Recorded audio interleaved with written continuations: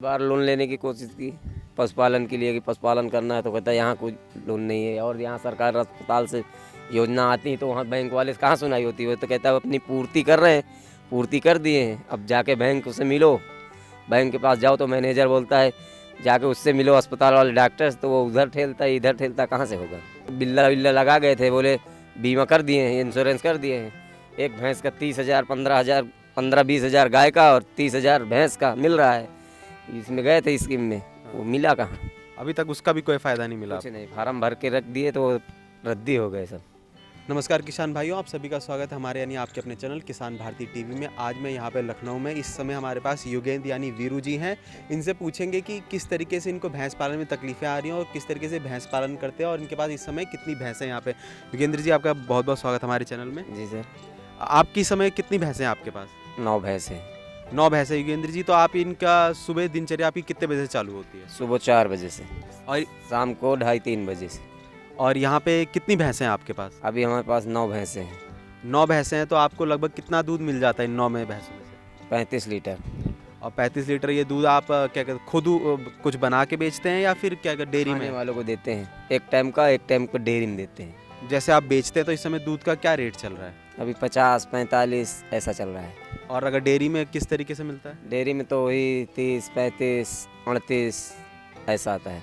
और जैसे कि आपके पास यहाँ पे 9 गायें हैं, 9 भैंसें आप यहाँ पे आपके पास, तो उनके चारे के लिए आप किस तरीके से इंतज़ाम करते हैं? खुद की खेती है तो इसमें चारा भूसा सब हो जाता है। अगर ख़रीदना पड़े तो 600 रुपया कुंटल भूसा है, 400 रुपया 500 रुपया में पैरा है, दाना अलग से। इसमें कहाँ पड़ता आएगा। तो इस समय आपको समस्या क्या आ रही है सबसे ज़्यादा? अरे एक तो देखो बीमारी अजारी हो गई, चारा मुलाहा खरीदो तो नहीं तो चारा का होगा ना तो जानवर का देख रेख का होगा, ऐसा है। और बीमारी जैसे यहाँ पे सरकारी कोई सुविधाएं नहीं है यहाँ पे, यहाँ कोई पशु के लिए सुविधा कोई अस्पताल नहीं है बाहर से जो डॉक्टर आता है बुलाओ तो वो 1000 रुपये से कम लेता नहीं। जो सरकारी डॉक्टर है? हाँ, जो सरकारी है। अब वो 1000 रुपये से कम नहीं लेता। वैसे तो उस सरकारी डॉक्टरों की जो हम आपको बताना चाहेंगे फ़ीस, वो सरकार के मुकाबले 100 से लेके 200 रुपये से ज़्यादा नहीं ले सकते हैं वो। पर अगर आपसे 1000 रुपये ले रहे हैं तो ये तो गलत बात है। अब क्या किया जाए, मजबूरी कराना पड़ता है।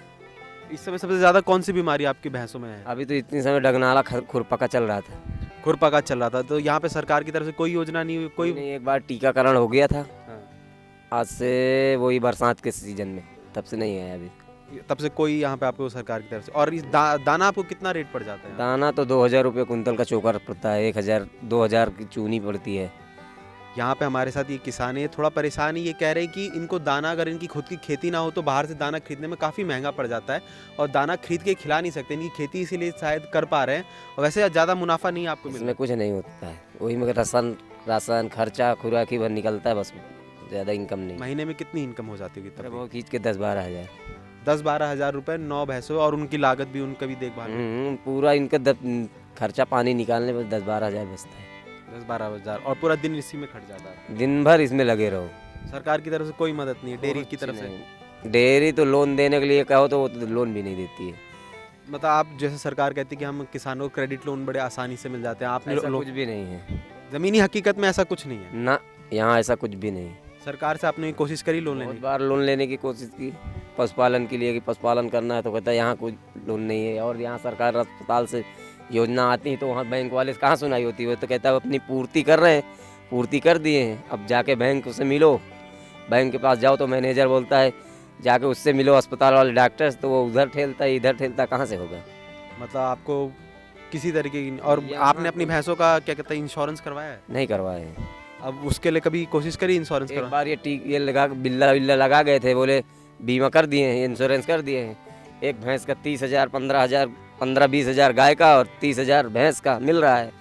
इसमें गए थे स्कीम में, वो मिला कहाँ। अभी तक उसका भी कोई फ़ायदा नहीं मिला? कुछ नहीं, फार्म भर के रख दिए तो रद्दी हो गए सब। जैसा कि हमने देखा कि यहाँ पे किसान है काफ़ी परेशान है और ज़मीनी हकीकत में सरकार की योजनाएं किसी तरीके से काम नहीं आ रही। ना इनको लोन मिल रहा है, ना ही इनको क्या कहते हैं किसी तरीके का काम मिल पा रहा है। और जो भैंसें, इनसे इनको ज़्यादा मुनाफा नहीं हो पा रहा है, बहुत ही कम मुनाफा हो रहा है। अब हम सरकार से यही कहेंगे कि ज़मीनी हकीकत पे आके लोगों को देखें, किसानों को देखें, उनकी मदद करें। कैमरामैन आशीष के साथ मैं शुभम सिंह, लखनऊ।